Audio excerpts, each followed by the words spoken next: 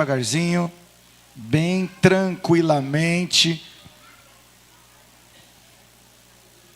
Tá bom.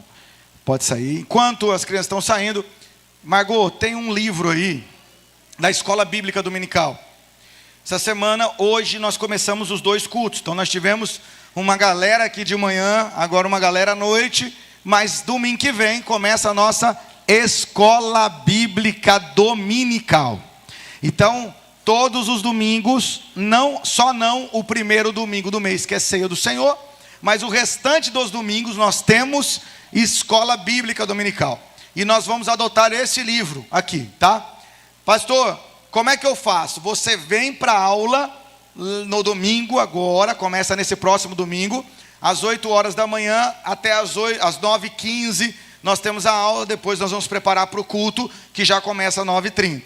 Mas você vem para a aula e nós vamos enviar para você que está aqui na aula em PDF, tá? Não adianta a gente enviar no grupo da igreja se você nem vai vir aqui, nem vai participar, então é desnecessário. Então nós vamos enviar para quem vir. Você vem para a aula, participa da aula e aí você já vai receber o livro ao qual nós vamos utilizar. Então todos os domingos, às 8 horas da manhã, se Deus nos permitir, estaremos aqui celebrando, adorando e bendizendo o Senhor e tendo esse tempo de escola, de crescimento, de ensino, de perguntas, de resposta para o louvor e a glória de Deus. E eu queria convidar toda a igreja a estar presente. Então, a partir do próximo domingo, nós vamos vivenciar essa unidade tão preciosa. Você que está nos visitando pela primeira ou segunda vez, fica de pé, por favor.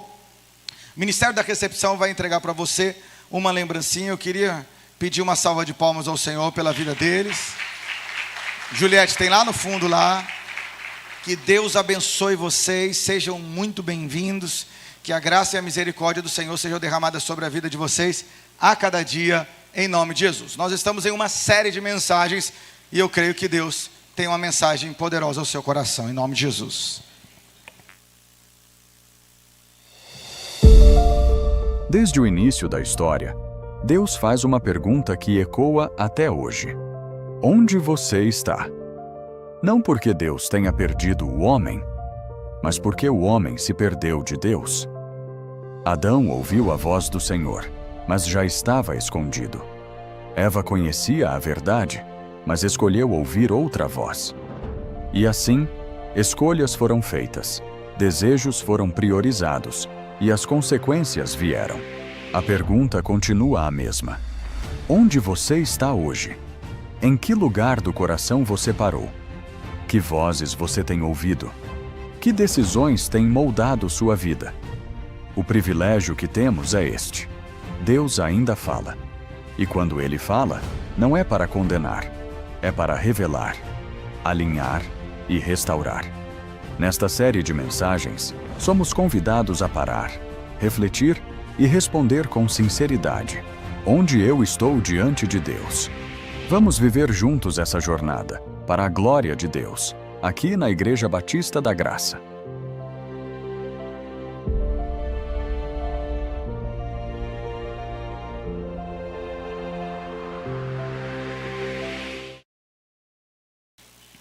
Na semana passada nós tivemos o privilégio de pregar a primeira mensagem dessa série de 4 mensagens que o Senhor ministrou ao meu coração. Como eu disse na semana passada, eu estava ainda de férias. E no devocional de casal, eu e a pastora Tati, em um momento do devocional nosso lá que a gente estava lendo, estava escrito: aonde você está? Fazendo uma reverência, uma referência a esse texto bíblico. E o autor, de uma forma bem sucinta, pôde trazer essa realidade de sabermos que nós estamos em um lugar de responsabilidade, um ambiente de graça, e a família é esse lugar de bênção para a glória do Senhor. Mas depois disso, eu comecei a pensar sobre essa pergunta: onde você está? E Deus começou a ministrar ao meu coração algumas coisas, e eu queria compartilhar com a igreja de uma forma muito, muito tranquila, muito abençoada, aquilo que Deus ministrou ao meu coração. Então não caberia em uma só mensagem. E por isso eu fui construindo e escrevendo aquilo que Deus ministrou ao meu coração, depois da nossa chegada.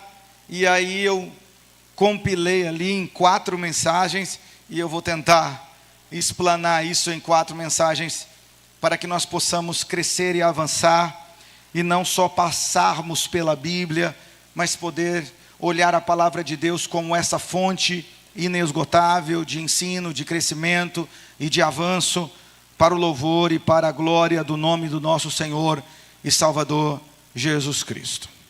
Quando olhamos para esse texto bíblico, nós precisamos perceber a realidade de um contexto. Há uma percepção total de quem o homem é. Como nós já dissemos na semana passada, a realidade da pergunta onde você está não é um Deus que não sabe das coisas e está procurando o homem em meio ao jardim. Não, quem projetou o jardim foi Deus. Quem idealizou o jardim foi Deus, e quem colocou o homem no jardim também foi Deus. Deus é onisciente, onipresente, onipotente. Esse Deus majestoso, maravilhoso, que sonhou e projetou todas as coisas, Ele não estava com um problema de identidade, e Ele não estava com seu GPS quebrado, Ele não estava procurando como quem não sabe aonde o homem se escondeu. Não havia uma brincadeira de pique-esconde, pega-pega, não era essa a realidade. A frase de Deus para com o homem, ela não revela o desejo de Deus de encontrar o homem. Deus sabia onde o homem estava, como ele estava, e Deus sabia o que ele tinha feito. A frase de Deus dizendo aonde você está, ela fala de um Deus que quer acordar, despertar o próprio homem. A necessidade ali não é de Deus saber alguma coisa, a necessidade é do homem saber aonde ele estava. Reconhecer que Deus o colocou no lugar maravilhoso. No hebraico, jardim do Éden significa lugar de delícias. Deus colocou ele no lugar onde ele não precisava plantar, onde tudo que ele necessitava estava ali, onde ele tinha um propósito, onde ele tinha uma missão, onde ele tinha uma direção, onde tudo estava abençoado para a vida dele, mas ele decidiu viver contrário àquilo que Deus preparou para ele, desobedecendo a Deus. A ciência, ela percebe o homem biopsicossocial. Quando ela retrata o homem, ela vai tratar o homem como um ser biopsicossocial. O que é isso? Biológico. Alguém que tem carne, coração, pulmão, necessidades fisiológicas, necessidade de alimento, precisa de água. Biologicamente nós somos formados. Mas a ciência já entendeu e compreendeu que o homem, além de ser biológico, ele também é psicológico. Ele tem uma psique. Ele tem uma alma, ele tem desejos, ele tem vontade, ele tem expectativas, ele tem projetos, ele tem sonho, ele tem dores, ele tem emoções. E tudo isso flui desse mesmo ser biológico. Mas esse ser que ele é biológico, ele é psicológico, ele também é social. Ele tem amigos, ele convive em igreja, ele convive em escola, ele tem pai, ele tem mãe, ele tem às vezes irmãos, ele tem amigos ao seu redor. E essa realidade de amizade pode gerar frustrações, tristezas, alegrias. Existem pessoas que não conseguem romper na vida por causa de uma atitude que o pai fez, ou que a mãe fez, ou que aconteceu na infância, ou na adolescência, que gerou uma marca ou emocional nessa pessoa, ou psicológica nessa pessoa, que ela não consegue romper em algumas áreas. E essa área, essa realidade, essa dor, essa dificuldade é uma realidade aonde? No seu psique, na sua alma, às vezes na sua emoção. Às vezes uma ferida por alguém importante nessa realidade social. Irmãos, quando nós nos relacionamos, nós vamos viver momentos de alegria, mas nós vamos viver momentos desafiadores. Mas quando nós olhamos o homem só nessa panorama científica, o homem nunca será completo. Por quê? Porque o homem é um ser biopsicossocial e também espiritual. Presta atenção que, há muitos anos atrás, um jovem de 15 anos, que podia estar preocupado com videogame, com futebol e com tantas coisas, esse jovem decidiu se preocupar e querer entender Por que a mente, por que o sentimento, por que a alma humana tem tantos questionamentos, por que a mente se vagueia em tantas coisas, em tantos porquês, por que nós temos dores na alma? E esse jovem, ele tem a ousadia, e eu digo da boa ousadia, de pegar uma carta e escrever a um dos maiores autoridades da área emocional, ao médico Freud, que está nesse tempo em Viena, em uma das maiores escolas ali de Viena, onde está se formando a psicanálise. Presta atenção nisso. O mais intrigante da história, o mais revolucionário da história, o mais fantástico dessa história, não é um jovem de 15 anos escrever uma carta para que naquele momento a maior autoridade psicológica pudesse ver. O que é fantástico nessa história é que a maior autoridade, Freud, nesse momento, responde à carta do menino. E eles começam a trocar cartas. Aquele menino, ele é tão envolvido na realidade de conhecer o ser humano por completo, esse menino vai estudar medicina. Esse menino, depois que estuda medicina, ele vai para Viena, ele vai se estudar nas escolas de Viena, e uma delas é de Freud, ele vai ter essa realidade de poder buscar mais e mais. Esse menino se torna um homem, ele se casa. Ele está morando agora ali com seus pais, com a sua mãe, com a sua esposa, mas eles são judeus.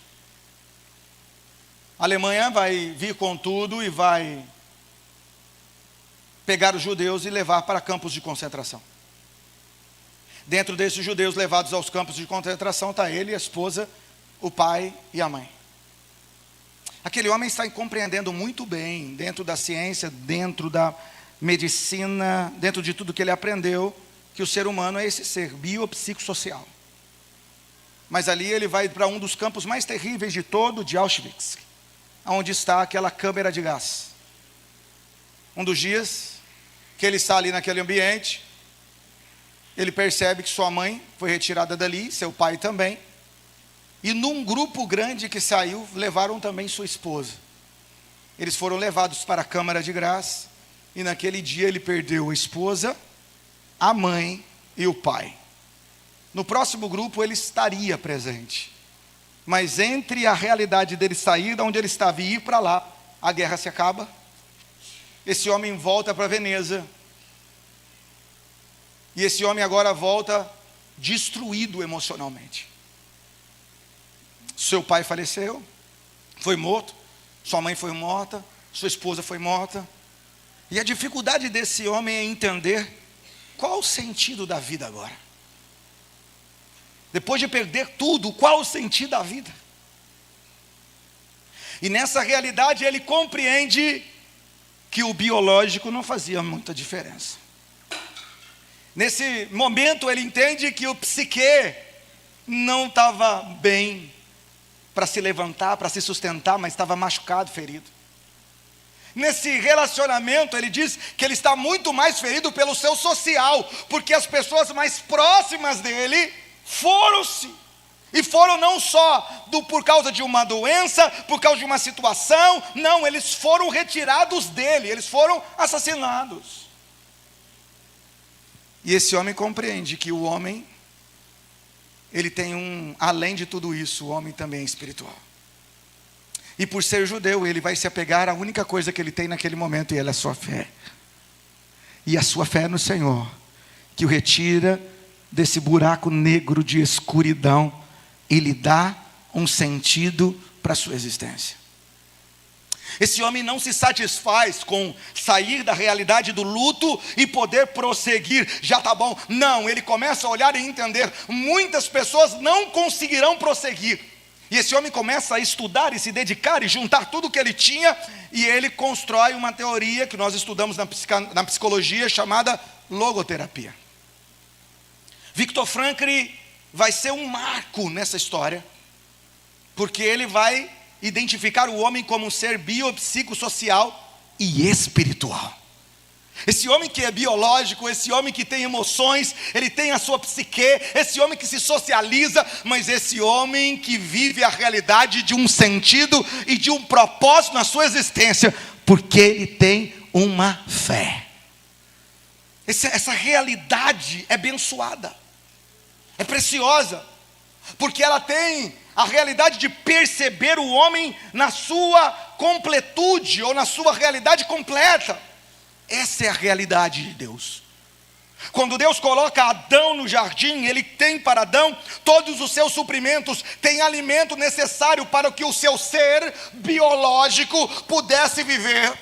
Havia paz, alegria e equilíbrio naquele ambiente. Então o seu psique, a sua mente, a realidade da paz emocional havia naquele lugar. Ele tinha alegria com a sua esposa. Eles podiam lutar, eles podiam correr, eles podiam brincar, eles podiam saltar, eles podiam percorrer todo aquele ambiente. Havia harmonia entre eles e quem? E os próprios animais. Há uma unidade, há uma socialidade, há uma responsabilidade, e havia uma realidade totalmente espiritual. A Bíblia diz que ao final do dia, no finalzinho da tarde, Deus vinha falar com ele.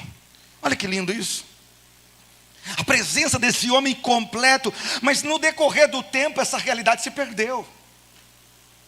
No decorrer do tempo as pessoas não conseguem ver ou se enxergar de uma forma completa, mas elas vão se enxergar de uma forma totalmente parcial. A psicanálise, ela tem um entendimento de uma teoria, que ela diz que muitas pessoas constroem uma realidade de vida, aonde elas dão um nome chamado a pessoa, ou a teoria do dedo podre. O que é isso, pastor? Sabe aquela pessoa que sempre escolhe o relacionamento errado? Sabe aquela pessoa que sempre escolhe a sociedade errada? Sabe aquela pessoa que sempre escolhe o caminho que vai causar dor? Sabe aquela pessoa que ela decidiu casar com aquela pessoa que tem aquele mesmo tipo de temperamento, e às vezes agressivo, e às vezes difícil, e às vezes complicado, mas ela se apaixonou por aquela pessoa. E na caminhada da vida ela rompe aquele relacionamento por algum motivo, e ela agora vai introduzir, ou vai entrar em um novo relacionamento, e ela apresenta à família uma pessoa, gente boa, legal, mas quando passa o tempo, a pessoa tem a mesma característica da outra que ela deixou. E ela vai vivendo a realidade de uma vida onde as suas decisões estão pautadas somente em situações ruins. Sabe aquela pessoa que já passou por uma situação difícil, complicada, sabe das consequências, mas ela sempre está de novo buscando a mesma realidade, não importa as consequências que virão. E aí a sociedade traz esse nome. Ela diz assim: fulana parece que tem dedo podre para o relacionamento. Não, fulano tem um dedo podre para o negócio, tudo que ele coloca a mão quebra. Ei, eu chamei o Beltrano para estar conosco. Não, o Beltrano tem um dedo podre, se ele chegar aqui, não vai dar certo essa festa. Sabe aquela pessoa que a sua característica principal é onde ele chega, tudo não flui, não acontece? Mas alguns ainda tomam para si dizendo assim: não, é coincidência. Outros dizem assim: não, é o destino. E a sua grande maioria diz: é azar. Não é azar. Sabe, nós imitamos padrões familiares. E eu não estou falando da família somente, mas eu estou falando daquilo que é familiar para nós.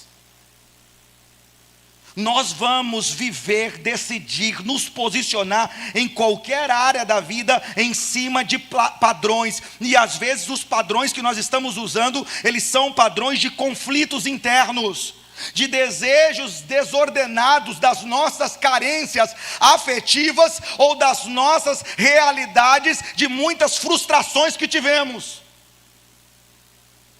Às vezes nós não conseguimos avançar, não conseguimos vencer, não conseguimos romper, não conseguimos sair desse ciclo, dessa bolha, e às vezes que está tão claro para nós: não é aqui que eu devo ficar, não, Deus quer que eu e você venhamos romper. É a realidade que nós olhamos para esse texto e percebemos a realidade de todo o contexto que está acontecendo. A paz no Éden, a mover de Deus no Éden, a graça de Deus no Éden, a suprimento no Éden, mas de repente há medo no Éden, de repente há o desejo de se esconder no Éden, de repente toda a realidade de pureza desaparece do Éden, há uma mudança radical. Toque quem está do seu lado e diga assim: cuidado. Porque, na maioria das vezes, diga para essa pessoa, vai estar conectado àquilo que você está ouvindo. Como nós temos facilidade de abrir o coração para outras vozes. É sobre isso que eu quero partilhar nessa segunda mensagem. Aonde estás quando escolhe ouvir outras vozes? Sabe, talvez você esteja aqui às vezes se perguntando: por que sempre eu termino do mesmo jeito, no mesmo lugar? Por que eu nunca consigo avançar? Por que sempre eu repito os mesmos erros, as mesmas situações? Porque sempre são as minhas escolhas que causam dor, não só a minha casa, a minha família. Quero dizer para você que o problema não é o seu dedo podre. Quero dizer que muitas das vezes o problema é a voz que você está ouvindo. É a realidade de percebermos quem está influenciando as nossas decisões. Qual é a realidade de influência? Porque vivemos a realidade de um mundo onde tudo é relativo. Não tudo é relativo, não, tudo é espiritual. Nós precisamos estar centrados na palavra de Deus e entender que a realidade espiritual, ela é muito mais real do que aquilo que você mesmo está vendo. Há uma dimensão espiritual nesse mesmo ambiente. O Senhor está dizendo: aonde estiver reunidos 2 ou 3 em meu nome, ali eu me faço presente. A glória de Deus, a presença de Deus e a graça de Deus está nesse lugar. Será que você consegue crer? Mas se você consegue crer, receba o que Ele está falando. Nós precisamos nos enxergar dessa forma, de uma forma completa. E como é que eu faço isso, pastor? Presta atenção na palavra. Aonde você está quando a palavra é questionada? O que nós temos guardado no nosso coração? São as palavras, são a palavra de Deus, é a palavra de Deus, ou são as dúvidas que os outros nos apresentam? Ou são as dúvidas que são geradas em nós mesmos? Que é isso, pastor? Olha o versículo de número 1, que nós vamos ler, o cuidado de Deus nesse texto, a parte B do versículo. Foi isso mesmo que Deus disse: não comereis de toda árvore do jardim. Observe algo nesse texto. Quem está falando? A serpente. Quem é a serpente? Satanás.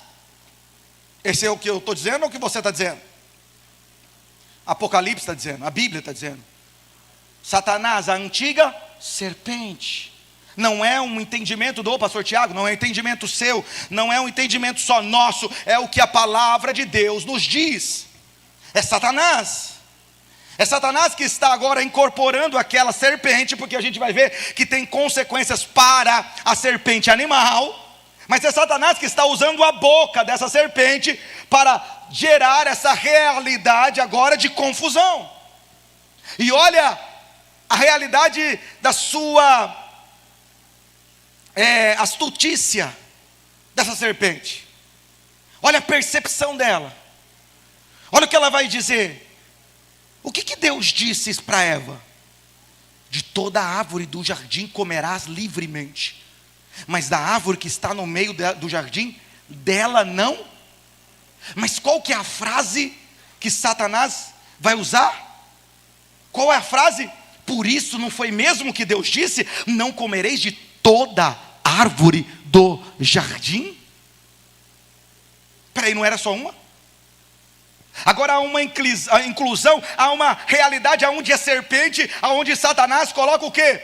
Altera a ênfase da frase, da declaração. E o que é isso, pastor? É uma realidade onde há uma distorção da realidade. E nós precisamos estar o quê? Atentos. Porque o que Satanás está fazendo agora é mudando, porque Deus vai dizer assim, ó, toda árvore do jardim você vai poder comer livremente, mas a árvore que está no meio do jardim, você não poderá comer. Então toda árvore do jardim, você comerá como? Livremente. O que é isso? Liberdade. O que é isso? Abundância. O que é isso? Tem suprimento. O que é isso? Tem para você abundância de alimento. Tem tudo que você necessita. O jardim está repleto de tudo que é necessário para você e para sua família e para sua casa. Mas desconstrói essa frase e agora vai para a frase que a serpente e que Satanás apresentou. Ela é totalmente contrária. Está dizendo assim, ó, não foi isso que Deus disse.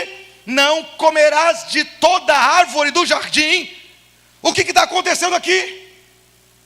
Satanás está transformando a liberdade e a abundância que Deus está dando em proibição e escassez. Satanás não está dizendo que Deus é feio.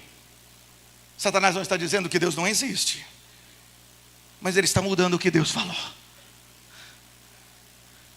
E quando ele muda o que Deus falou, o desejo dele é mudar a sua percepção sobre Deus, sobre a vontade de Deus, sobre a direção de Deus, e sobre o que é certo e errado segundo os parâmetros de Deus.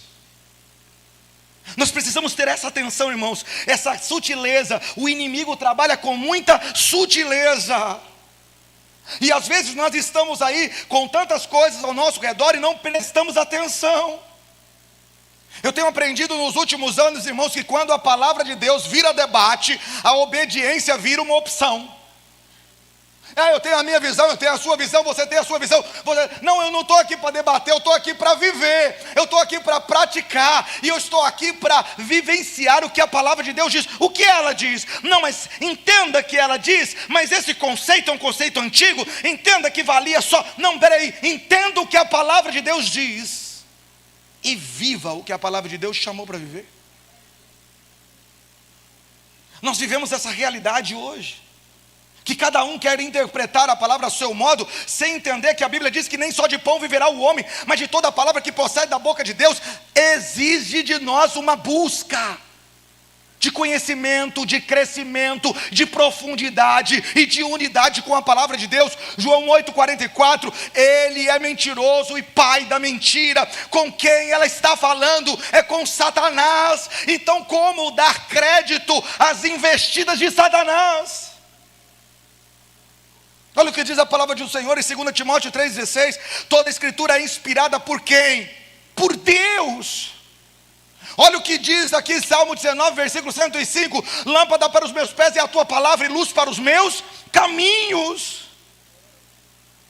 O nosso caminho, a nossa vida, a nossa existência precisa ser uma realidade ou um reflexo da graça de Deus. Mas nós estamos vivendo uma realidade de pessoas que perderam a âncora, perderam o alicerce, perderam o fundamento. E isso é demonstrado por meio do seu comportamento. Vivemos em uma geração que vive pela emoção e não pela realidade da razão, do propósito, de a convicção da direção de Deus, da palavra de Deus. Mas é o emocional, é um momento. O momento foi bom, ai que alegria. Mas o momento também pode ser um vento que veio, passou, foi até bom, mas não existe mais. Deus nos chamou para um momento, Deus nos chamou para uma vida nele. E vida fala de continuidade, de perseverança, de começar, de ir até o fim, de estar atento às suas escolhas. Quantas pessoas estão vivendo a realidade de uma identidade deturpada, perdeu a sua identidade, e essa realidade dentro da sua casa, dentro da sua família e em todos os lugares, são famílias que perderam a direção, são profissionais que perderam a ética, pessoas que perderam a autoridade. E muitas das vezes não nos posicionamos nessa realidade. Clareza, segurança, discernimento, estabilidade emocional, autoridade na palavra, vida estruturada em Deus. Eu preciso de Ti, Senhor, eu quero viver para o louvor da Tua glória. Eu entendo o Seu governo, eu entendo quem o Senhor é, eu quero viver para a exaltação do Teu nome. Eu sei que o Senhor governa sobre as nações, eu sei que o Senhor governa sobre todas as coisas, eu sei que tudo está no controle, mas a minha vida está em Ti, e eu quero viver para Ti. Me ajude nesse processo, Deus. Nós vivemos lares totalmente desestruturados com um princípio fundamental da obediência à autoridade. Aonde é o filho que manda? Aonde é a criança que diz o que deve acontecer? Irmãos, eu vou falar para você. Tem coisa que eu vejo acontecendo que até me dá uma dor na espinha quando eu lembro dos meus pais. Esses dias nós estávamos andando no shopping. E estava eu, o Joaquim, o Isaac e a Estela, a pastora Tati. E a Estela e o Isaac bem perto de mim. De repente uma criança pediu algo para o pai não deu. Essa criança se jogou no chão e começou a rodopiar. A Estela parou assim e falou assim: se fosse nós, hein, Isaac? O Isaac falou assim: nem fala, Estela, fica quieta.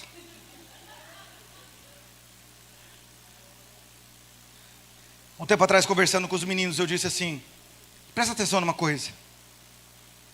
Entendo que a autoridade, eu vou tomar decisões nessa casa, e eu não preciso dar para vocês relatório porque eu estou fazendo isso ou aquilo. Isso fala de quem manda aqui. Nós vivemos a realidade do relatório, que o pai vai corrigir a criança, tem que dizer para ela por que ela faz. Meu filhinho, não coloca a mão aqui na tomada, porque se acontecer uma coisa, vai dar uma choque. Eu não sabe o que é choque, não sabe o que é tomada, não sabe o que é nada. Eu tenho curiosidade. Você que é a autoridade na casa tem que colocar alguma coisa na tomada que ele não coloque. Quando ele atingir outro nível de maturidade, você vai alinhar ele na sua maturidade. A criança vai fazer o que segundo a sua orientação? Ela vai lá e colocar o dedo, porque a curiosidade naquele momento fala mais alto para ela. Então você tem que agir com autoridade. Presta atenção numa coisa: não compare o reino de Deus com a nossa nação, não. A nossa nação é uma democracia. O reino de Deus não é democracia. Ele manda e nós obedecemos, e Ele não tem que prestar relatório para nós. E acabou a conversa. Isso é senhorio de Cristo. Mas isso não pode ser funcional simplesmente no entendimento de quem Deus é. Isso precisa ser funcional em quem Deus é na minha vida, na sua vida. E por isso é aonde você está, Adão, aonde você se perdeu. Porque Deus não nos perdeu. Ele nos resgatou, nos libertou, nos transformou e nos dá a cada dia a oportunidade de desfrutarmos da sua graça e da sua misericórdia. Mas quantas das vezes na vida nós nos perdemos? E nos perdemos da realidade primária de quem Ele é na sua vida. Às vezes é o cansaço que está mandando em você, às vezes é a sobrecarga que está mandando em você, às vezes as suas estruturas emocionais estão mandando em você, e tudo é um motivo para você não viver aquilo que Deus te chamou para viver. Presta atenção em uma coisa, irmãos: toda queda começa quando a palavra de Deus deixa de ser a sua palavra final. Quando a sua opinião toma o lugar da palavra de Deus. Quem negocia a verdade vai repetir os mesmos erros. Vai repetir. Não, pastor, eu errei aqui, mas eu já pedi perdão para Deus. E perdi o perdão para a pessoa? Não, mas peraí. E foi tratada? E buscou agora um discipulado para não fazer mais? Não. Então vai voltar a fazer. Porque você vai repetir os padrões familiares. Aquilo para você foi natural fazer ali. Então se não for tratado, vai ser natural fazer de novo. Porque você não rompeu os ciclos. Essa é a realidade que nós vivemos, irmãos. Quem negocia a verdade, negocia o seu destino. Presta atenção aonde você está quando a dúvida substitui a fé. Olha essa realidade do texto. Versículo de número 4, capítulo 3 de Gênesis. Certamente não morrerás. Irmãos, eu vou ler nesse texto do Gênesis. Que coisa diabólica. Porque o texto ele é tão... há uma profundidade no desejo de Satanás de destruição do homem e de retirar o homem da realidade do relacionamento de intimidade com Deus. Há um desejo profundo de Satanás de tirar o homem a intimidade com Deus e de desfrutar de tudo que Deus preparou para ele, e ele está gerando isso no coração do homem, e o homem não está percebendo.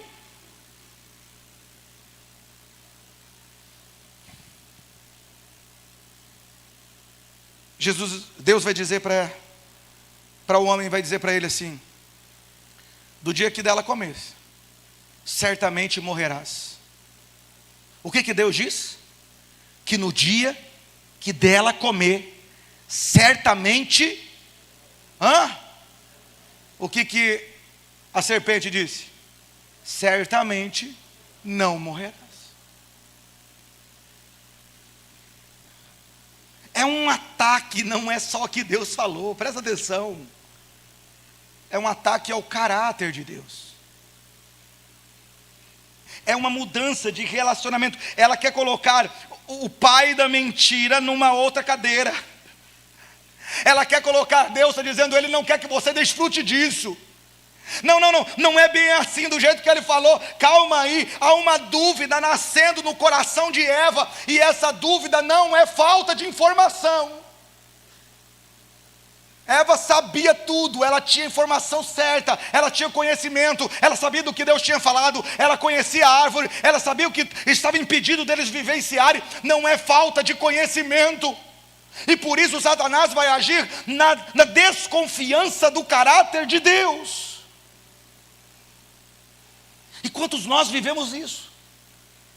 Às vezes acontece alguma coisa na sua vida, sua ira é contra Deus. Por que Deus permitiu? Por que Deus fez isso? Mas por que Deus agiu assim? Mas por que Deus? E aí eu vou me irar contra Deus, aí eu vou me rebelar contra Deus, como se Deus estivesse perdendo alguma coisa.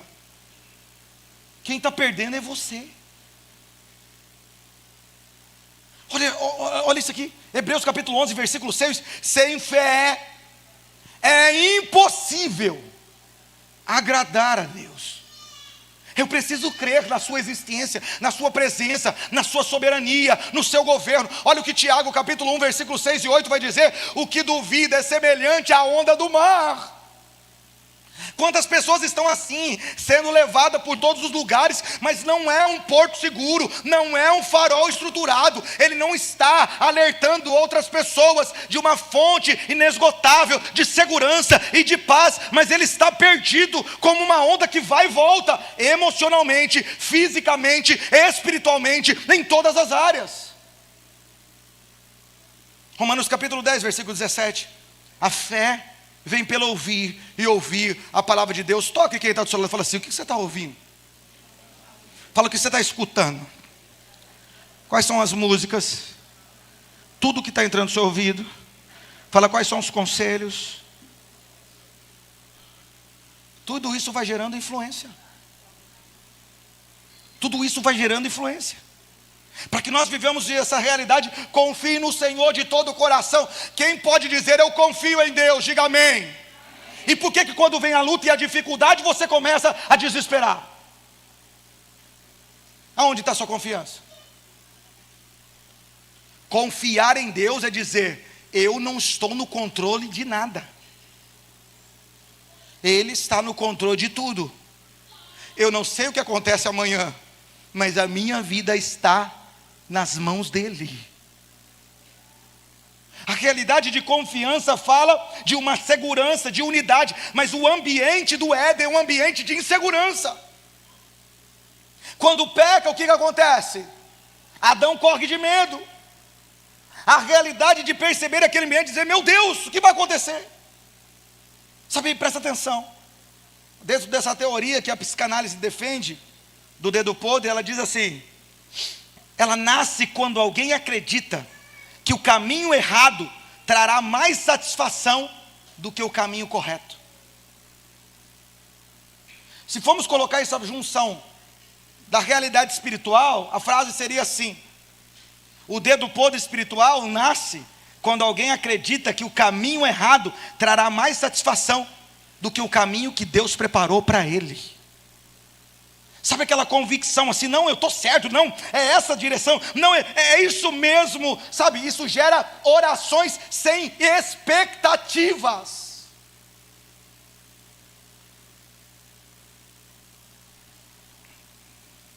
Coloca a declaração aí para mim, Margarida, coloca a declaração para mim que a gente faz na oração. João capítulo 17, Jesus vai dizer assim: Pai, que eles sejam um para comigo, como eu sou um para contigo. Eu não peço somente por esses, mas eu peço por quem? Por aqueles que crerão no meu nome. Nesse tempo as Américas não eram descobertas. Nesse tempo nós não estávamos aqui, nem nossos pais, nem nossos avós, nem nossos bisavós. Mas o Senhor já está olhando com expectativa e orando por isso, dizendo: eu sei que eles existirão e eu sei que eles crerão no meu nome. Orando pela sua vida, pela sua casa e pela sua família, como pastor dessa igreja. Eu entendi que você não pode viver a realidade somente de uma decisão de ofertar. Você precisa entender a realidade de uma transformação e uma mudança de vida. Não é só necessário chegar aqui e dizer: 2026 será um ano de conquista, um ano de derramar da presença de Deus, um ano de vitória, um ano de viagens, um ano de festa, um ano de celebração. Não é isso, é declarar e dizer: se não houver uma mudança na sua vida, se não houver um conserto na sua história, se não houver um realinhamento na sua existência, não vai ser ano de nada. Por isso a declaração que nós fazemos profeticamente aqui, ela primeiro é pessoal, é comigo. E a segunda é da confiança de um filho para com o pai. Em fé e obediência à palavra de Deus. Não é fé na minha vontade, nos meus desejos, não é uma fé emocional. Em fé e confiança na palavra de Deus. Cremos em promoções, negócios prósperos, quitações de dívidas e acordo favorável. Fala de alinhamento. Quando você fala de quitação de dívidas, você tem que lembrar do quê? De quem você está devendo, de como você tem se posicionado com as coisas que você tem feito. Quando nós falamos de promoção, estamos falando de você dar o seu melhor no seu trabalho, de você estudar, de você se dedicar, de você se empenhar, de você estar ali aproveitando as oportunidades e fazendo o seu melhor. Quando nós falamos da realidade de cremos na realização de sonhos, projetos, viagens em família e no desenvolvimento da nossa cidade, eu creio não só na restauração de lar, mas de famílias que criem ambientes emocionais abençoados. Eu não quero só eu viajar com a minha família, eu quero ouvir você falar sobre isso, eu quero ver as suas fotos, eu quero ver a sua celebração e eu quero ver as marcas que você vai deixar na sua casa, na sua família. Eu quero que você sonhe, porque tem tantas pessoas feridas, machucadas, tem tantas pessoas vivendo tantos desafios na vida, passaram por tantas escassez ou por tantas realidades difíceis que não tem mais sonhos. Mas esse é o ambiente de viver os sonhos de Deus, o projeto de Deus e viver uma nova realidade de vida. Eu creio no desenvolvimento da nossa cidade. Nós não fomos colocados nessa localidade simplesmente para passar por aqui. Nós fomos colocados aqui para marcar essa realidade. Então a Bíblia nos manda orar, interceder, clamar pela nossa cidade. Não só estamos localizados aqui, nós estamos colocados aqui pela mão de Deus, pelo propósito de Deus, para ser uma luz nesse lugar, dizendo para o mundo que está lá fora em trevas, e dizendo: aqui é um ambiente da graça e da misericórdia de Deus, e não podemos nos esquecer que alguns anos atrás, muitos que hoje estão aqui, estavam lá fora e foram resgatados pelo poder de Deus, e a nossa sociedade está sendo transformada. Você é um vizinho novo depois de conhecer Jesus. Você é um marido diferente depois de conhecer Jesus. Você é uma esposa diferente depois de conhecer Jesus. Você é um familiar diferente. Você é um pai diferente. Você é uma mãe diferente. Você é um filho diferente. E você está nessa cidade. Cremos na expansão da Igreja Batista da Graça. Será que nós queremos ficar do mesmo tamanho? Ou será que nós queremos ver? Não existe templo ideal para a necessidade do povo que está lá. Sai aqui agora e pega seu carro. Veja quantas crianças ou quantos adolescentes estão em boates, estão se prostituindo, estão se drogando e estão precisando de um encontro com Deus. Não é sobre a estrutura, é sobre a necessidade, é sobre a carência e é sobre as pessoas que estão caminhando passos largos ao inferno. Eu creio nisso como igreja. Eu creio nisso como pastor e eu sonho nisso. Em ver a nossa igreja expandido no avanço de projetos sociais. Eu não quero o projeto que hoje funciona lá no Camará, com a irmã Cindy, com 30 e poucas meninas lá. Eu quero o avanço disso aqui para Fortaleza. Eu quero ver outras meninas sendo abençoadas. Eu quero ver outros projetos acontecendo. Eu quero ver o mover de Deus nesse lugar. Eu creio no crescimento do reino de Deus. É por isso que nós vivemos. Por que nós somos geração eleita, sacerdócio real, nação santa, povo de propriedade de Deus? Para que anuncieis, para que proclameis, para que bendizeis. Deus se move com quem se move, por isso nos movemos em fé e gratidão. Bonita frase, não é frase. É Deus que diz, avancem, é Deus que diz, vão, é Deus que diz, ide. É Ele que nos leva à realidade de movimentação. Próximo. Declaramos a palavra. Trazei todos os dízimos e provai-me nisso, diz o Senhor. Tudo é teu, Senhor. Não é nós que fazemos, é Ele. E te honramos com alegria. Que nossa fidelidade e generosidade sejam para a tua glória. Cremos e amém. Obrigado, Margarida, por voltar. Essa é uma declaração de fé do que nós cremos. E às vezes vivemos a realidade e isso me entristece. Mas eu deixo que cada um viva a sua realidade. Vê pessoas que na hora que nós estamos declarando isso como igreja, sonhando com a vida dela, sonhando com o seu crescimento, sonhando com o seu avanço, sonhando com o seu romper, estão com a boca calada, fechada. Ela não consegue sonhar com o outro. Você viu o quanto nós celebramos aqui com pessoas que fazem mestrado, doutorado, pessoas que fazem especialização, pessoas que passaram em concurso, pessoas que passaram em provas. Como nós como igreja celebramos isso? Por quê? Porque é uma realidade de família. E às vezes nós não entendemos. Eu não compreendi. Pergunta. Eu não entendi. Se coloca à disposição. Não, mas não viva uma incoerência. Eu sou parte dessa igreja, mas naquilo que eu não concordo eu nem falo. Pergunta, entenda, compreenda e viva com intensidade esse tempo que se chama hoje. Hoje Deus nos chamou não só para preocupar-se com o nosso umbigo, é para nos moldar a imagem de Deus e dizer: Senhor, eu preciso me encontrar, eu preciso da tua presença, eu preciso da unidade, mas é para fazer a diferença na vida de outros, amar a Deus sobre todas as coisas e amar o nosso próximo, é para marcar a vida de pessoas. Mas se eu não consigo sonhar com pessoas,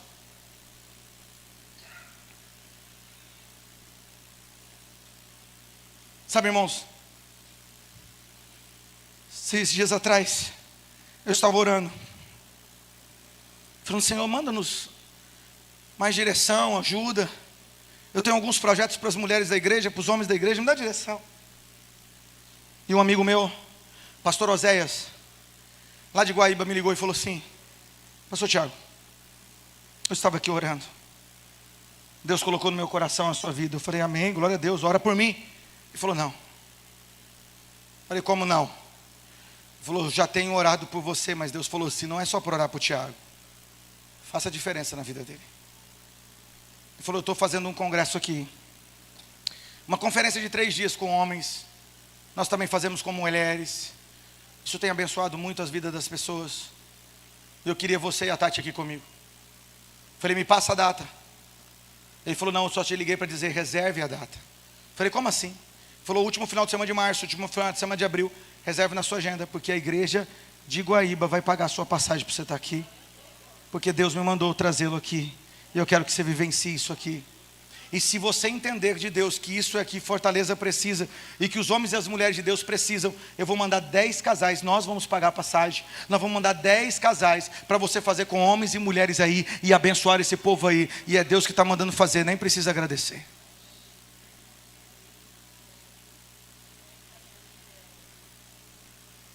Estava falando com o Lucas, e falei: Lucas, eu estou indo para... Eu liguei para o Lucas e falei: Lucas, compra uma passagem para Guaíba, para Rio Grande do Sul. Ele falou: para quê? Eu falei: depois te falo. Mandei a minha passagem para ele, ele comprou a passagem. A mulher dele chega em casa e ele fala assim: eu vou para o Rio Grande do Sul. E ela fala, fazer o quê? Ele falou, não sei. Como é que você vai para o Rio Grande do Sul? O pastor falou para comprar a passagem. Ela chegou aqui na igreja e falou para mim assim, o que está acontecendo no Sul? Eu falei, não sei o que está acontecendo no Sul. Ela falou assim, o senhor não falou para o meu marido comprar uma passagem para o Sul? Eu falei, falei? Ela falou assim, então eu queria saber o que vai acontecer. Eu falei, vai um congresso, agora compra a sua também que você vai com a pastora. É ela que vai comprar, não é a igreja que está comprando não. Ela falou, eu vou comprar. Ele nem sabe o que vai acontecer lá. Ela falou assim, já que você não quer falar o que vai acontecer lá, deixa eu falar uma coisa. É a primeira vez que o meu esposo vai viajar de avião. E ele está feliz de viajar com o pastor dele. Olha que alegria isso. Olha que celebração isso. Sabe o que eu digo, irmãos? Essa oração do que nós estamos falando já está acontecendo. Deus está colocando pessoas em outro lugar do país para nos abençoar aqui. Nós tínhamos condição de pagar as passagens. Mas Deus está dizendo, eu não quero que você mexa no recurso. Nem no seu, nem da igreja. Deixa eu fazer. Eu vou levantar outras pessoas, eu vou fazer isso, eu vou fazer aquilo. Deus tem feito um negócio assim, surreal com a gente. Como igreja que eu estou falando. Quantas famílias eu estou vendo viveram algo novo de Deus. Quantas famílias eu estou vivendo aqui, como recebi alguns meses atrás, pessoas dizendo, pastor, nosso recurso está acabando, nós não temos trabalho, e depois chegar aqui e falar, pastor, eu passei naquele concurso, e agora vamos tomar posse. E eu não acho que isso é coincidência, mas é cristocidência. E não acho que é porque nós estamos orando, mas eu acho que é porque filhos estão clamando, e o Senhor, segundo a sua vontade, sua soberania, está fazendo para o louvor da sua glória. Então eu quero despertar você a sonhar, eu quero despertar você a ter consciência das contas suas, eu quero que você tenha caráter, eu quero que você pague as suas dívidas, eu quero que você se posicione em Deus, eu quero que a sua vida glorifique a Deus, eu quero que a sua casa exalte ao Senhor, eu quero que você ame os seus filhos e os leve para passear, eu quero que você viva o sobrenatural de Deus. Essa semana um casal chegou para mim e disse para mim, pastor, eu creio tanto naquilo que nós estamos declarando domingo, que eu falei para o meu marido, você vai sair de férias em junho, e nós vamos nem que for para Guaramiranga, mas aquele negócio de viagem em família vai começar na nossa casa. Eu falei, nós vamos mesmo. Eu falei, marca que eu vou com vocês. Olha como é lindo isso. Sabe, pessoas que deixaram de sonhar e dizendo, nós voltamos a sonhar, nós precisamos sonhar, nós necessitamos dessa realidade e de viver o sobrenatural de Deus. É o Adão e a Eva desfrutando do que Deus deu a eles, sem dar ouvidos à serpente. A dificuldade vai te afligir, a luta vai chegar, os compromissos vão chegar, tanta realidade vai bater a sua porta, pessoas vão dizer que é impossível, mas em quem você vai dar ouvidos? Essa é a realidade do mover de Deus, irmãos. Sabe, irmãos, a dúvida enfraquece a fé antes de destruir a vida. Quantas pessoas estão fragilizadas, enfraquecidas, não conseguem romper. Aonde você está quando o desejo fala mais alto? Toque quem está do seu lado, diga assim, é a palavra de Deus, a vontade de Deus, ou os seus desejos que fazem a diferença? Presta atenção no texto bíblico do versículo 6.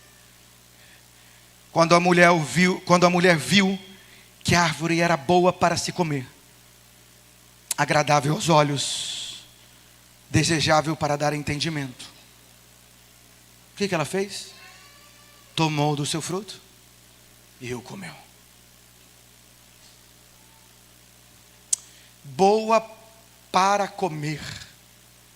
Sabe, apelo físico. Ela passava ali com certeza todos os dias, ou toda semana, e via aquela árvore, mas tinha uma direção de Deus. Não comereis, não comereis, não comereis, não é para mim, eu tenho tanta coisa boa para desfrutar. Mas agora alguma está dizendo, não morrereis, não morrereis, não morrereis. Que bonita essa árvore. Não é só uma realidade física, também é uma realidade emocional. Ela é agradável aos olhos. A realidade de boa para se comer e agradável aos olhos é totalmente diferente. Sabe quando a mulher olha para outra mulher e diz assim, tá bonita, hein? Parabéns. Isso é agradável. Sabe qual é o processo de detalhamento emocional? É quando ela não só olhou e se agradou, É quando olhou e percebeu todos os detalhes. Qual foi o brinco? Qual era a marca da bota? Tinha meia junto ou estava sem meia? Estava detalhado ou não estava? Tinha correntinha ou não tinha? O cabelo estava lavado ou não? O perfume era bom ou não era? Meu Deus. Presta atenção. A avaliação de Eva é totalmente diferente quando a palavra que era certeza se tornou uma dúvida. A avaliação de Eva sobre o fruto agora é totalmente diferente. Ela não tem só um encantamento, ela tem um envolvimento com o fruto. Ela está dizendo, é desejável para dar entendimento a um apelo total, na emoção, na mente, no anseio, do desejo. Eva não toma uma decisão de impulso, fiz, ai meu Deus, não. Ela presta atenção, ela racionaliza antes de agir, tem um desejo, tem um anseio, tem uma avaliação e tem o pecado.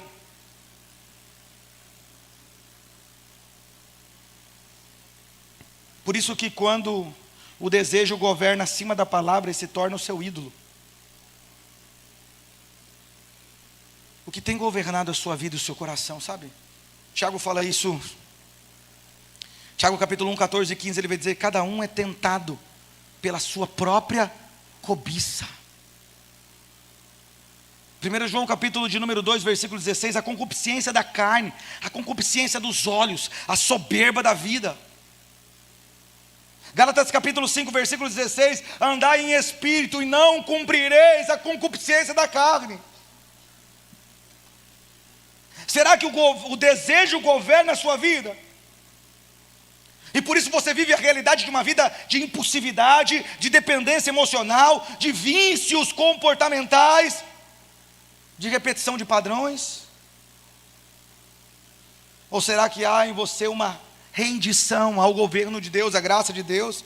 Será que quando os desejos vêm, as lutas vêm, quando aquilo vem sobre você e para você parece ser insuportável, a sua realidade é de enfrentar com os joelhos dobrados, dizendo, Senhor, tem misericórdia de mim, porque a minha vontade quer me dominar, mas eu quero a centralidade da tua vontade. Senhor, me ajuda, me auxilia, eu preciso de ti, Deus. Eu necessito de ti, Pai. Sozinho não consigo. Mas o Senhor é a minha força, o Senhor é a minha torre forte, o Senhor é a minha muralha, o Senhor é o meu Deus, o Senhor é o meu escudo, o Senhor é soberano sobre mim, e eu sei que no Senhor eu posso mais e mais e mais e vencer. Presta atenção nisso aqui. Nem tudo que é agradável é correto. A Bíblia vai dizer, tudo me é lícito, mas nem tudo me convém. Parece agradável, mas preste atenção, um desejo sem direção vai criar um ciclo de destruição. Para a sua vida, para a sua casa, para a sua família, para o seu lar, para os seus amigos. Presta atenção nisso.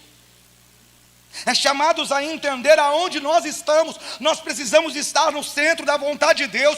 Nós precisamos estar atentos à voz de Deus. Nós precisamos entender que nós somos esse ser biopsicossocial. Nós temos realidades biológicas que vão movimentar a nossa vida. Nós temos realidades emocionais que vão querer controlar a nossa vida. Nós temos realidades sociais que vão querer controlar a nossa vida. Mas é Deus que precisa assumir o governo da nossa vida. E isso precisa estar muito bem certo na nossa existência.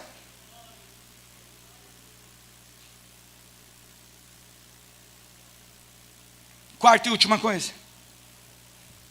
Onde você está quando ignora as consequências? Onde você está? Versículo 6, o final dele diz, tomou do seu fruto, comeu e deu também para o seu marido. O pecado ele sempre vai minimizar o preço. Sempre. Mas veja as consequências do que aconteceu. Presta atenção. ela pega do fruto, ela come. O que vai acontecer daqui para frente? Gênesis capítulo 3, versículo 7, a vergonha. Gênesis capítulo 3, versículo 10, o medo. Gênesis capítulo 3, versículo 12, culpa transferida, foi a mulher, foi a serpente. Gênesis capítulo 3, versículo de número 16, a dor. Agora a sua dor será ampliada, agora você terá dores maiores. Gênesis capítulo 3, versículo 17, vai haver um trabalho penoso, a terra que era bênção, a terra que produzia sozinha, a terra que era altamente produtiva, agora vai gerar o quê? Abrolhos, espinhos. A terra que produzia naturalmente, agora vai precisar plantar semente, agora vai ter que plantar, agora vai ter que preparar, agora vai ter que ter o suor do rosto, agora vai ter que ter trabalho duro. Gênesis capítulo 3, versículo 19, a morte. Tudo por quê? Tudo por causa de uma escolha aparentemente pequena. Tem nada a ver. Só uma vez. Só um momento. Olha o que diz Gênesis capítulo 6, versículo 7. Tudo que o homem semear, certamente colherá. Romanos capítulo 6, versículo 23. O salário do pecado é a morte. Irmãos, esse texto eu gosto demais. Números capítulo de número 32, versículo 32. O vosso pecado vos achará. Oséias capítulo 8, versículo 7. Semeiam vento e colhem tempestade. A consequência da culpa: crise familiares, instabilidade emocional, perda de autoridade, isolamento. Deus nos chama à obediência. A obediência nos leva a essa consciência limpa. A transformação, a libertação, ao mover de Deus. Sabe, irmãos, a voz que você ouve, ela decide o seu futuro. Eu amo essa realidade de dizer e pensar, né? O pecado sempre promete prazer rápido, mas a entrega é dor prolongada. É entender isso, olha, essa realidade. E ao contrário também, a bênção de Deus é alegria eterna. Mas às vezes não vivemos isso, porque toda vez que alguém decide obedecer, um ciclo de destruição é interrompido. E toda vez que alguém insiste no erro, um ciclo de dor se repete. E aí você não entende por que está vivendo essa realidade, essa dificuldade, essa luta. Sabe, irmãos, nós estávamos vindo de Santa Catarina para cá, para Fortaleza. E aí de repente o avião, estava todo mundo conversando, bate-papo, as crianças dormindo, eu e a pastora Tati ali esperando. De repente o piloto disse: estamos nos aproximando de Fortaleza, estamos nos preparando para o voo, aperte seu cinto, recline a sua poltrona. E de repente nós reclinamos a poltrona, nos preparamos para o pouso. Do nada o avião fez uma queda rápida assim. Aquilo trouxe um desespero.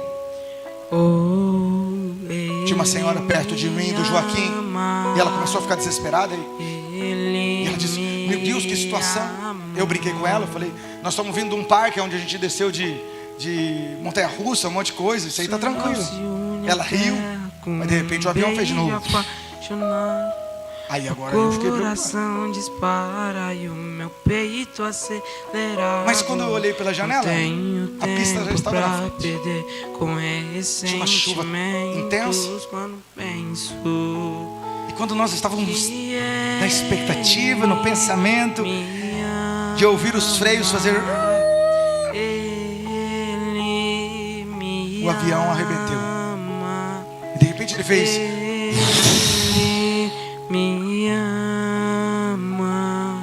A cabine, o avião todo ficou em situação mais desesperadora. Umas crianças começaram a chorar, algumas pessoas começaram a tentar entender o que estava acontecendo.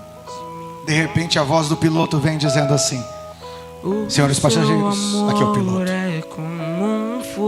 Nós arremetemos porque está grande chuva em Fortaleza e não há segurança para o pouso. Nós iremos para Natal, Rio Grande do Norte, vamos reabastecer e esperar bom tempo para pouso em segurança. Não vejo mais minhas aflições, Deus só vejo. As pessoas começaram a brincar, começaram a conversar. Por quê? Porque a voz do piloto trouxe calma para todo mundo. Em outras palavras, aquele homem está dizendo: eu só vou pousar vocês quando eu tiver segurança que vocês estarão em segurança. Ele está dizendo: é necessário às vezes fazer algumas mudanças e alguns ajustes. Eu sei que estava programado para vocês pousarem esse horário, mas para que haja segurança e para que vocês pousem tranquilamente, é necessário que eu vá a Natal, que eu reabasteça a aeronave, e nós vamos esperar lá até que haja segurança total. Essa é a direção de Deus. Não sei como é que você chegou aqui hoje, não sei qual é o desafio que você está vivendo, eu não sei as lutas que você tem passado, eu não sei as aflições que você tem vivenciado, mas quando eu penso sobre tudo isso que Deus ministrou ao meu coração essa semana, sobre esta mensagem que eu estou pregando hoje, para finalizar tudo, Deus falou comigo sobre o texto tão lindo de Jairo, aonde aquele homem que está desejoso de ver a sua filha ressuscitar, levantar, restaurada, ele vai agora nesse desejo de ter Jesus indo para sua casa, ele vai ouvir a multidão e as pessoas dizendo, ou chegando até ele, vem aqui Joaquim, dizendo para ele: ei, não incomode mais o mestre, não encha mais a paciência, deixa ele. A menina seu olhar morreu. de graça nos atrai a redenção. Se a graça é um oceano, Tem mais jeito. estamos afogando. Minha família não tem mais jeito, meu casamento não tem mais jeito, não tem mais jeito, o trabalho não tem mais jeito, a minha vida O céu se une à terra, é tanta luta, é tanta beijo batalha, é tanto desafio, é tanta coisa, meu é coração tantas situações. Às vezes a palavra que nós estamos recebendo é essa: não incomoda mais o mestre. O que adianta orar? O que adianta clamar? O que adianta continuar adorando o Senhor? Acabou, não tem jeito. Mas isso é o que a multidão está dizendo. De repente é Jesus que olha para Jairo e fala assim: crê somente e verás a glória de Deus. É esse Jesus que está dizendo para mim e para você: ei, crê somente. Porque não é no seu tempo, não é no seu momento, não é na sua hora, mas você vai ver a glória de Deus, porque é Deus que está se dirigindo para a sua casa. É Deus que pode mudar a sua história, é Deus que está transformando a sua família, é Deus, é com Ele que você está caminhando. Você está vendo a mulher do fluxo de sangue ser curada, você está buscando a presença dEle, Ele está caminhando para a sua casa, para o seu lar. Ele conhece as suas lutas, as suas dificuldades, Ele conhece as suas aflições e as suas dores, Ele tem consciência completa de quem você é, Ele te enxerga nas suas limitações, e Ele está dizendo: não temas, creia somente, seja perseverante, vá até o fim. É a realidade do Deus que está dizendo: ei, eu estarei com você todos os dias, no dia chuvoso, no dia das aflições, no dia da escassez, no dia da luta, no dia das notícias mais desafiadoras, no dia da alegria, no dia da celebração. Eu vou estar com você. No dia que o médico disse: não pode ter mais filho, ele estava lá. Mas no dia que a médica falou: são gêmeos, ele também estava lá. Não disse que dizia impossível. No dia que chegou falando: pastor, só tem dívida, eu não tenho lugar para trabalhar, Deus estava lá. Mas hoje você pode dizer: pastor, eu estou fechando tanto evento, Deus também está lá. A realidade do cuidar de Deus. Hein, Gabi, será que vai dar certo esse negócio desse esporte? Na primeira derrota, no primeiro desafio, Deus estava lá. Mas na primeira medalha estava lá também. No primeiro desafio, na primeira dor, na primeira dificuldade, Ele estava lá. Quando perderam o bebê, pastorito, Deus estava lá, acolhendo, comparando, consolando. Mas quando a criança nasceu, Ele estava lá para dizendo: ei filho, eu posso fazer infinitamente mais. Mas não são os bens do que Ele pode nos dar. Adão e Eva perderam o foco. Eles pensaram que o fruto era mais importante do que o dono de todas as coisas. Sabe, Deus pode te abençoar grandemente. Você pode ter grandes coisas e eu profetizo sobre vocês. Mas presta atenção no que eu vou dizer. O meu desejo é te ver crescer, avançar. O meu desejo é ver você conquistar. Esse é o meu desejo. Mas o meu desejo é que você não perca a centralidade do reino. O mais importante não era o fruto que estava no meio, que estava do lado, que estava ao redor. O mais importante não eram as frutas. O mais importante não eram os animais. Presta atenção no que eu vou dizer. O mais importante não era Adão e não era Eva. O mais importante era a presença de Deus. E foi isso que eles negociaram. Distrações que nos tiram do propósito e da presença de Deus. Eu queria que você ficasse de pé, colocasse a mão sobre o seu coração. Nós somos a sua herança, Ele é o nosso galardão. Seu olhar de graça nos atrai à redenção. Se a graça é um oceano, estamos afogando. Nós te adoramos, Espírito Santo. O céu se une à terra com um beijo apaixonado. Meu coração dispara e o meu peito acelerado. Não tenho tempo pra perder com ressentimentos. Quando penso, diga isso de todo o coração. Ele me ama. Nós não merecemos, mas nós somos amados. Ele nos resgatou do império das trevas e nos trouxe para o reino do seu amor. Ele me ama, Ele me ama, Ele me ama. Com as minhas fragilidades, os meus erros, Ele me ama. Com as minhas imperfeições, Ele me ama. Mas Ele quer me lapidar e me transformar para que eu viva uma realidade transformadora. Ação poderosa do Espírito, a centralidade da Tua palavra e desfrute da Sua presença.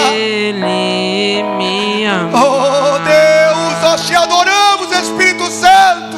Ele me ama. Senhor, tem misericórdia de nós, Pai. Tem misericórdia de nós que necessitamos de Ti. Necessitamos da Tua graça, da Tua ação. Necessitamos do Teu governo. Necessitamos, Deus, da Tua direção. Quantas das vezes somos dirigidos e moldados pela nossa, ó Pai, em nome de Jesus, emoções. Quantas das vezes, ó Pai, em nome de Jesus, colocamos em dúvida aquilo que o Senhor estabeleceu como certeza. Quantas das vezes as lutas, as tribulações, as dificuldades querem dar norte ao nosso destino, à nossa missão e ao nosso propósito. Mas é a Tua palavra e é o Senhor que nos dá destino. E nessa noite nós queremos Te adorar. Nós queremos Te bendizer e nós queremos dizer: aqui estamos, Senhor. Reconhecendo as nossas fragilidades, as nossas incertezas, as nossas limitações, mas reconhecendo o Teu governo sobre a nossa vida e que nós necessitamos de Ti, não apenas por um dia, não apenas por um culto, mas por toda a eternidade. Nós Te adoramos, Espírito Santo. Ele me ama. Ele me ama. Ele me ama. Somos Tua herança, Ele é o nosso galardão. Seu olhar de graça nos atrai à redenção. Se a graça é um oceano, estamos afogando. Oh, o céu se une à terra com um beijo apaixonado. Meu coração dispara e o meu peito acelerado. Não tenho tempo pra perder com ressentimentos. Quando penso que Ele me ama. Ele me ama. Você pode dizer pra pessoa que está do seu lado. Não importa a sua dor e a sua dificuldade, Ele te ama. Não importa a sua luta, o seu desafio, Ele te ama. Você pode dar um abraço nessa pessoa e dizer: Jesus te ama demais. Você é muito preciosa para Deus. Você é muito precioso para Deus. Ei, Ele enxerga as suas dores, as suas dificuldades, os seus desafios. Ele enxuga o seu choro. É Ele que te fortalece, porque Ele te ama. Ele me ama.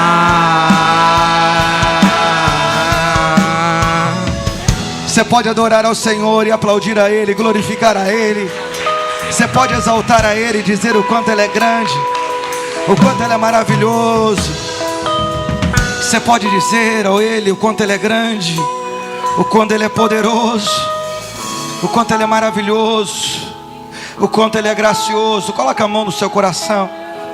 Queria que você orasse comigo e diga comigo: Senhor, eu não quero só por um dia, eu quero por toda a minha vida desfrutar da Tua presença.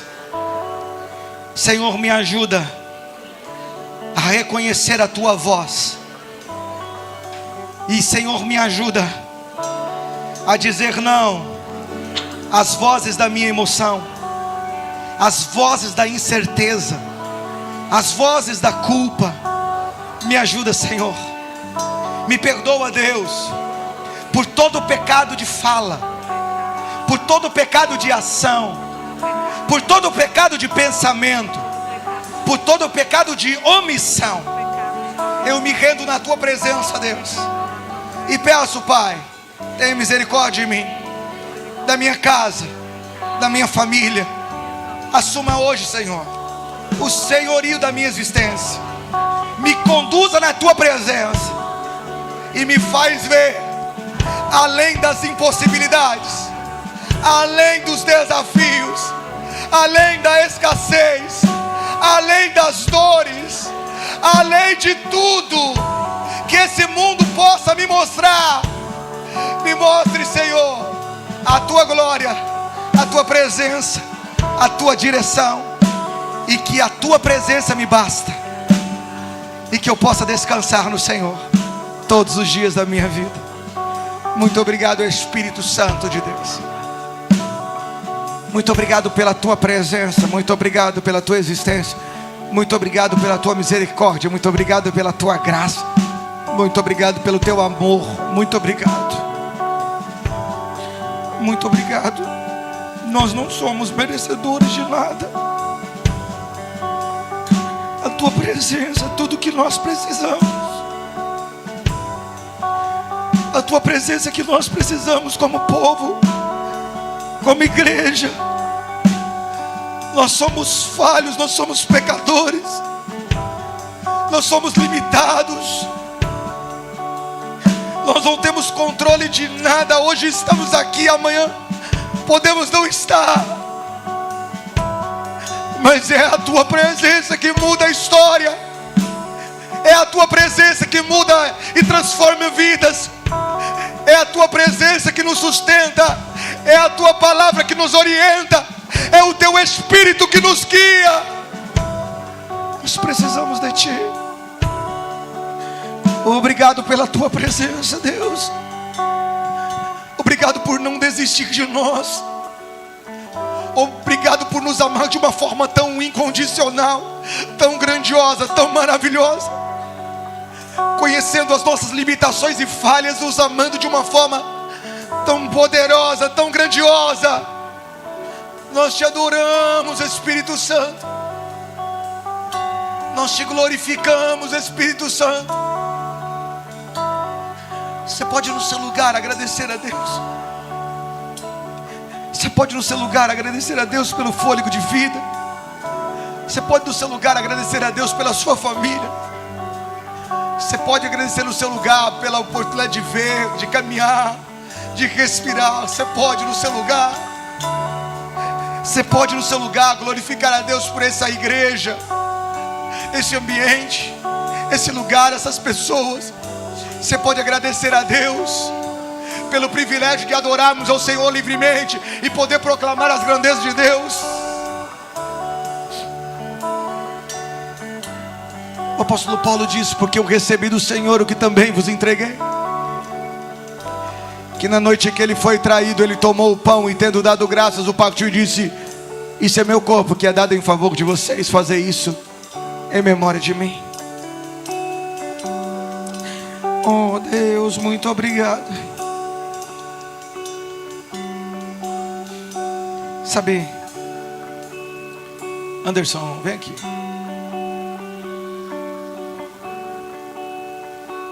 Jesus está pegando o pão diante dos seus discípulos,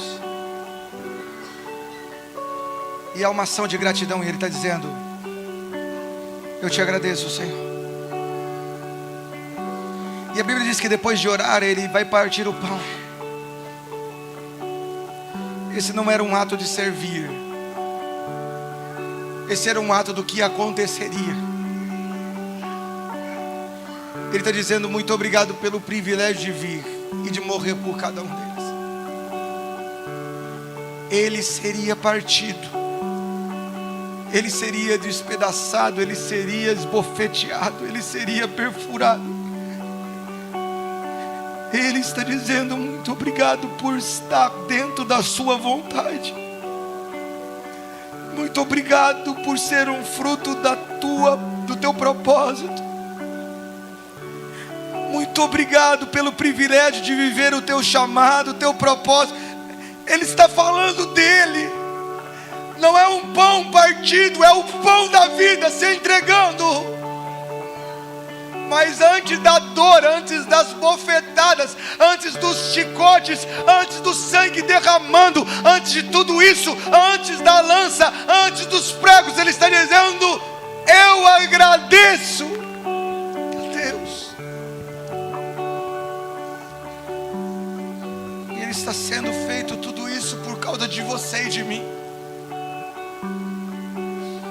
para que nós desfrutássemos de novidade de vida. Novidade de vida. Nós te agradecemos, Senhor, pelo teu infinito amor, ó Pai, que nos levou à realidade de sermos comprados por alto preço.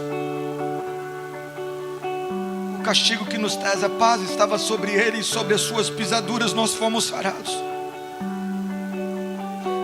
Ele é o Cordeiro de Deus que tira o pecado do mundo. Mas sem derramamento de sangue não há perdão de pecados. Como ovelha muda, Ele foi levado ao matador. Oh, Espírito Santo, muito obrigado pelo seu amor, Deus. Às vezes vivemos a realidade de murmuração por coisas pequenas. Às vezes estamos reclamando por expectativas frustradas, por situações que não deu certo. Não deu certo agora, não aconteceu agora.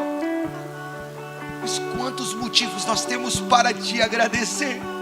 Quantos motivos nós temos para celebrar? Quantos motivos nós temos para te glorificar? Nós te agradecemos, Deus, porque o Senhor decidiu se entregar para que nós pudéssemos desfrutar de vida eterna, para a glória de Deus. Você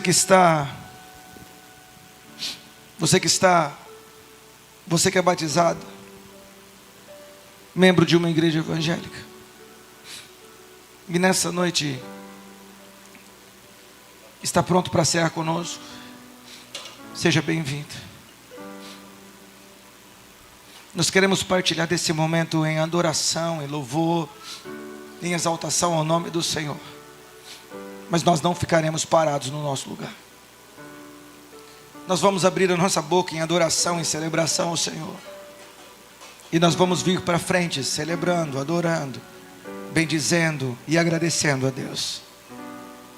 Porque nem eu e nem você merecemos isso. Nem eu e nem você merecemos nada. Mas Ele entendeu e Ele decidiu nos amar, nos resgatar, nos libertar, nos transformar e nos levar a uma novidade de vida.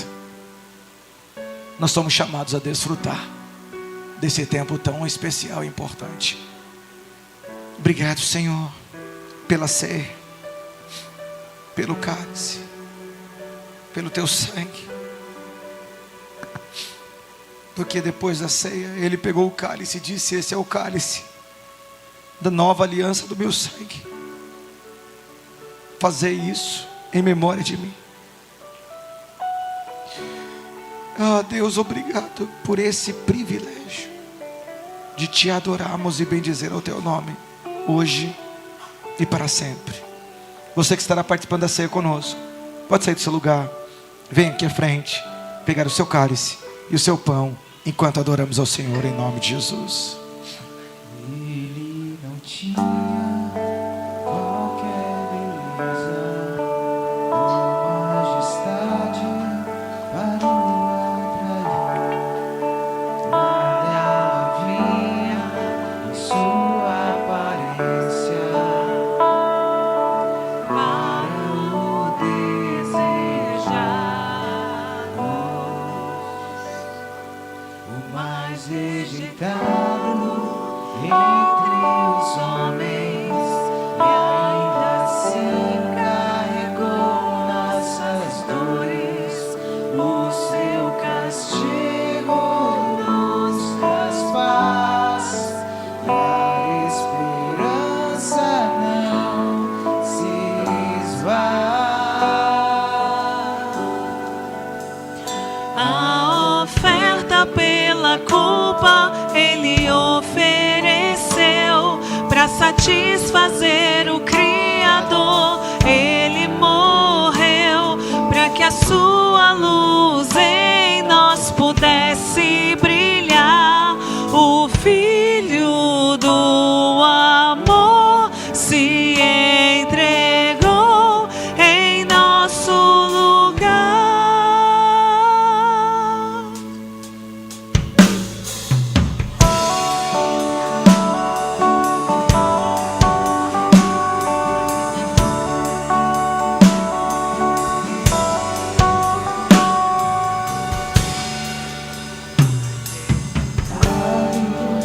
Entre os homens, ainda assim carregou nossas dores. O seu castigo nos traz paz, E a esperança não se esvai. a oferta pela culpa ele ofereceu para satisfazer o Criador. Ele morreu para que a sua luz em nós pudesse brilhar. O Filho do amor se entregou em nosso lugar. És o Cordeiro que pelos nossos pecados foi esmagado, sem dizer uma só palavra. Se entregou aos cravos, derramou sua vida até a morte, provando a ira amarga pra nos dar sua doce graça e nos fazer. Porque eu recebi do Senhor o que também transmiti a vocês, que o Senhor Jesus, na noite em que foi traído, ele pegou o pão, deu graça, partiu e disse: esse meu corpo que é dado em favor de vocês, façam isso em memória de mim. Da mesma forma, depois de ter comido o pão, ele pegou o cálice e disse: esse cálice é a nova aliança no meu sangue, façam isso sempre que beberdes, em memória de mim. Em memória do Senhor e do sacrifício vivo de Jesus na cruz do Calvário, comamos o pão.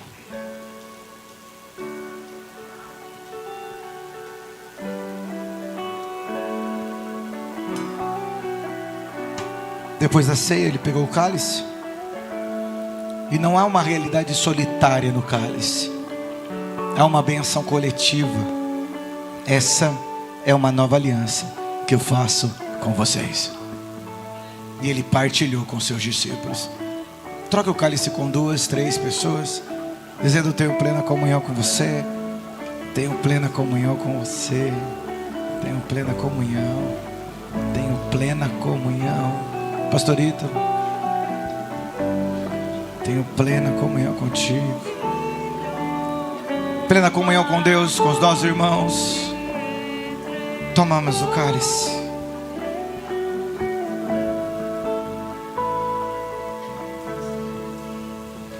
O Cordeiro que pelos nossos pecados foi esmagado sem dizer uma só palavra, se entregou aos cravos, derramou sua vida até a morte, provando a ira amarga pra nos dar sua doce graça e nos fazer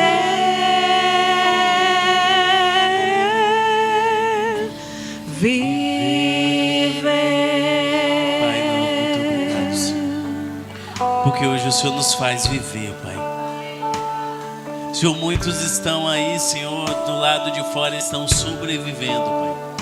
Achando, Senhor, que muitas vezes aquilo que estão, Pai, vivenciando, Senhor, em suas vidas é vida. Mas todo aquele que está em Ti é nova criatura, e as coisas velhas já passaram, e eis que tudo se fez novo. Todo aquele que está em Ti encontra o caminho, a verdade e a vida. Todo aquele que está em Ti é livre. Não livre, Senhor Jesus, para viver aquilo que o curso do Deus deste mundo, Satanás, opera, não. Mas é livre, Senhor Jesus, porque entende a verdade do Evangelho, porque sabe quem o criou, sabe para onde vai, e sabe que tudo aqui é passageiro, porque há uma esperança, e essa ceia, ela é glamourosa, mas ela tem data para terminar. Quando estivermos diante da boda do Cordeiro, não precisará mais lembrança, porque o Cristo vivo, Cordeiro de Deus, que tira o pecado do mundo, estará diante de nós 24 horas por dia, 7 dias por semana, nos lembrando do resultado daquilo que Ele fez por cada um de nós na cruz do Calvário. Que o Teu amor, que a Tua graça, que a doce consolação com o Teu Espírito Santo seja sobre a nossa vida, sobre a nossa casa, sobre a nossa família. Nos dá uma semana de vitória e todos possam dizer amém. Dá um abraço em pelo menos umas 10 pessoas aí do teu lado. Que Deus te abençoe. A oferta pela Tenha uma culpa boa Ele semana. ofereceu para satisfazer